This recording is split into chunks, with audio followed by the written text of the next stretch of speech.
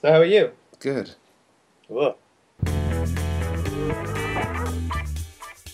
Thom Smalley first came on board the project as a data manager, and he came with us on set and he collected all the data and converted it to how we needed it.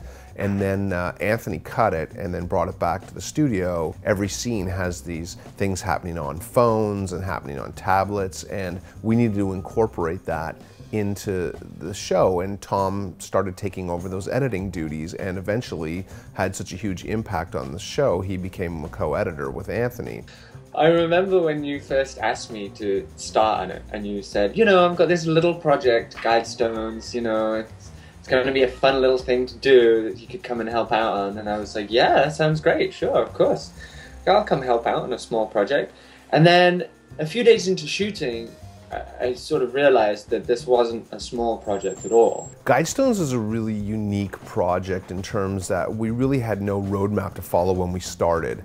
We made it up really from beginning to end, and every day we had to reinvent it. And that was really painfully obvious right here at the very center of the post-production, where we kind of didn't know how much material we would start out with, and we didn't know how much it would grow, but it grew, and it grew, and it grew, and it grew.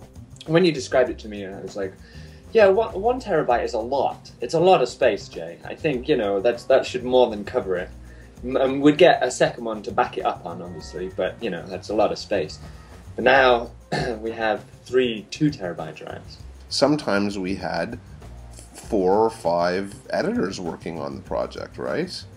We did, yeah, and we needed them too. And that was a big problem, was trying to work out how we could distribute the footage that each editor needed and then collect what they had done and bring it all back together to a central project.